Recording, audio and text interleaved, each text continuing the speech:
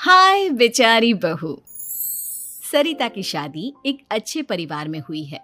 उसका पति रोहन उसे बहुत प्यार करता है। घर में उसकी सास शांति और ननद मीनाक्षी भी है, जो सरिता के किसी काम में दखल अंदाजी नहीं करती। लेकिन फिर भी सरिता को ऐसा लगता है कि दुनिया की सबसे ज्यादा बेचारी बहू वही है और सबसे ज्यादा अत्याचार उसी पर हो रहा है। माँ जी, ये लीजिए आपकी चाय। अरे बहू, तूने इतनी ज्यादा चीनी क्यों डाल दी चाय में? हाय हाय माँ जी, मैंने तो उतनी ही मीठी बनाई है जितनी मीठी आपको पसंद है। माँ जी, आपको तो मेरे हाथ की चाय अच्छी ही नहीं लगती। जब देखो कुछ न कुछ कमी निकाल ही देती हो। अरे बहू, तू एक बात के पीछे ही पड़ जाती है। मैंने ऐसा कब कहा कि तू रोज चाय खराब बनाती है? सरिता अपने कमरे में चली जाती है और फोन उठाकर अपनी माँ से बात करती है। हेलो माँ, कैसी हो आप? क्या कर रही हो? मैं तो ठीक हूँ, पर तू बता, तेरा मूड कैसा है? तेरी आवाज से लग रहा है कि कुछ तो हुआ है तेरे ससुराल में। अरे क्या बताऊँ माँ, यहाँ तो हर समय मेरे साथ बहुत बुरा व्यवहार होता है। मैंने अपनी सास के लिए इतनी अच्छी चाय बनाई, लेकिन मेरी सास चाय पीते ही मुझे 4 बातें सुना दी। बेटी, तू इतनी छोटी छोटी बातों पर ध्यान ही क्यों देती हो? तुम्हारी सास ने कुछ बोल भी दिया तो क्या हो गया, वो बड़ी है ना तुझसे। माँ ने इतना समझाया, लेकिन इस बात का सरिता पर कोई असर नहीं हुआ। अपनी बेचारी बहू की छवि वो बदलना ही नहीं चाहती। अगली सुबह सब नाश्ते की टेबल पर बैठकर नाश्ता कर रहे थे, तभी सरिता ने अपने पति से कहा, सुनिए जी, मुझे ना आज बाजार से कुछ सामान लेकर आना है। आज आप ऑफिस से आने के बाद मुझे लेकर चलना ना। भाभी, मुझे भी कुछ किताबें खरीदनी है। आप दोनों जा ही रहे हो तो मेरी किताबें भी ले आना। लो, अभी तो बात ही की है बाजार जाने की, तो एक फरमाइश आ गई। माँ जी, आप भी बता दो कुछ, और हाँ, मोहल्ले वालों से भी बोल दो अगर वो कुछ मंगवाना चाहते हो तो। बेचारी मीनाक्षी अपना सा मुंह लेकर रह गई। ये सब देखकर रोहन से चुप नहीं रह गया और वो गुस्से में बोला, सरिता, क्या हो गया है तुम्हें? मीनाक्षी ने तो सिर्फ किताबों के लिए बोला है। तुम्हें मीनाक्षी से इस तरह से बात नहीं करनी चाहिए।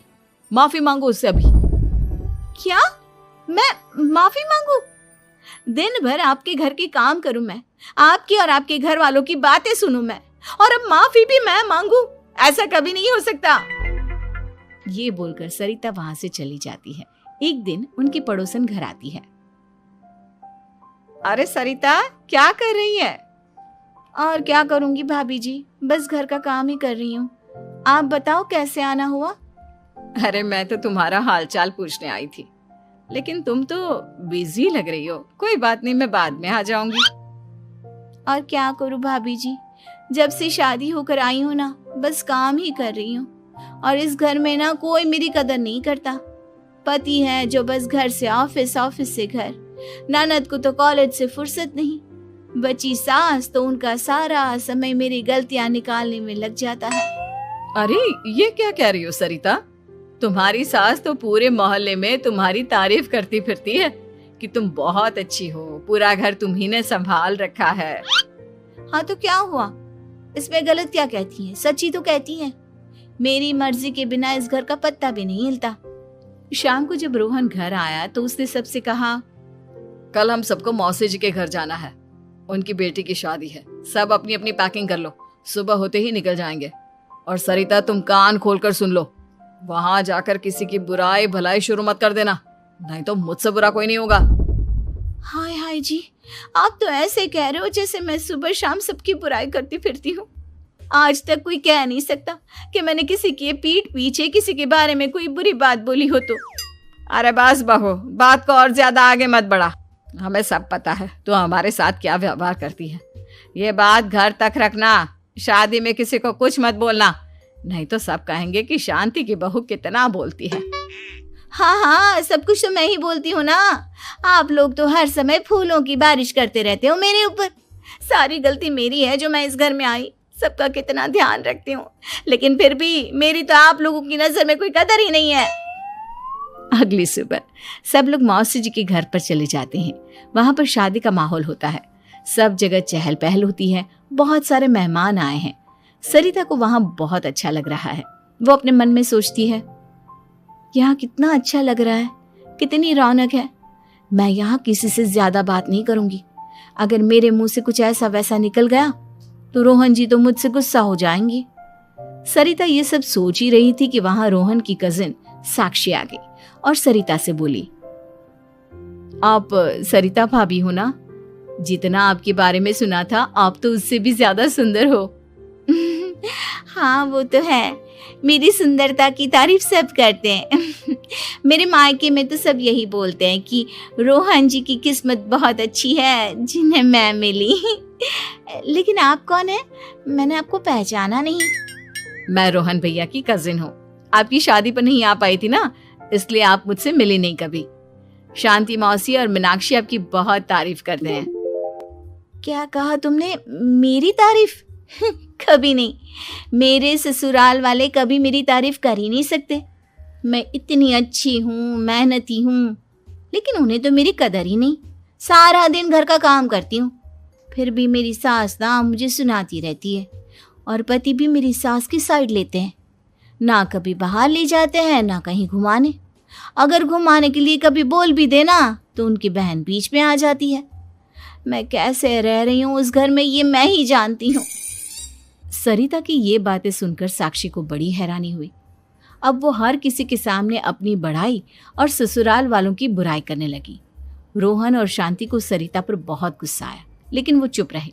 अगले दिन जब वो अपने घर पर आए, सरिता, तुमने क्यों सबके सामने मेरी इज्जत का तमाशा बनाया? तुमसे बोला था ना कि चुप रहना। अजी ऐसा भी क्या कह दिया मैंने जो इतना भड़क रहे हो? तुम जहां जाती हो अपना रोना शुरू कर देती हो, कभी किसी दूसरे की बात ही नहीं सुनती, बस अपनी कहती रहती हो। तुमने सबके सामने हमारा तमाशा बनाकर रख दिया है। हे भगवान, मुझे अपने पास बुला ले। जिस घर में मेरी कदर ही नहीं, उस घर में मेरा क्या काम? अरे क्या करूंगी मैं यहाँ रहकर? जो भी आता है मुझे सुनाकर चला जाता है। मैं तो किसी से कुछ नहीं कहती। सीधी सादी बहू मिल गई है ना सबको, तो जो जी में आए वो करो। सरिता ने अपने आगे किसी को कुछ बोलने ही नहीं दिया, और उस दिन भी उसने सबके सामने खुद को बेचारी बना ही दिया। अगले दिन मीनाक्षी कॉलेज के लिए लेट हो रही थी, इसलिए वो हर काम जल्दी जल्दी कर रही थी। अपना नाश्ता लेने किचन में गई और पतीले में रखे गरम दूध को गिलास में डालने लगी। दूध का पतीला उसके हाथ से छूट गया और गरम गरम दूध उसके हाथ पर गिर गया। ओए माँ, हाय मेरा हाथ, माँ मेरा हाथ जल गया। मीनाक्षी की आवाज सुनकर सरिता दौड़ती हुई आई। ये क्या किया तुमने? तुम्हें नाश्ता चाहिए था तो मुझसे बोल देती, मैं क्या मना करती थी? अब पता नहीं कितने दिन की मुसीबत पाल ली तुमने। सरिता मीनाक्षी को उसके कमरे में ले गई और उसका बहुत ख्याल रखा। उसका इस तरह से ख्याल रखना शांति और रोहन को थोड़ा अजीब लगा। माँ, सरिता के दिमाग का भी कुछ पता नहीं। कल शादी में सबको इतना कुछ बोल कर आई है हमारे बारे में, और अब मीनाक्षी की कितनी अच्छी देखभाल कर रही है। ये ऐसा क्यों करती है? बेटा, तेरी बीवी की ना आदत हो गई है सबके सामने खुद को बेचारी दिखाने की, और आदत इतनी जल्दी नहीं बदलती। जब ये बोलना शुरू करती है तो रुकने का नाम ही नहीं लेती, इसलिए इसे पता ही नहीं चलता कि ये किसके सामने क्या बोली जा रही है। लेकिन दिल की बहुत अच्छी है। हमें भी अपना दिल बड़ा करके ये जैसी है इसे स्वीकार करना चाहिए।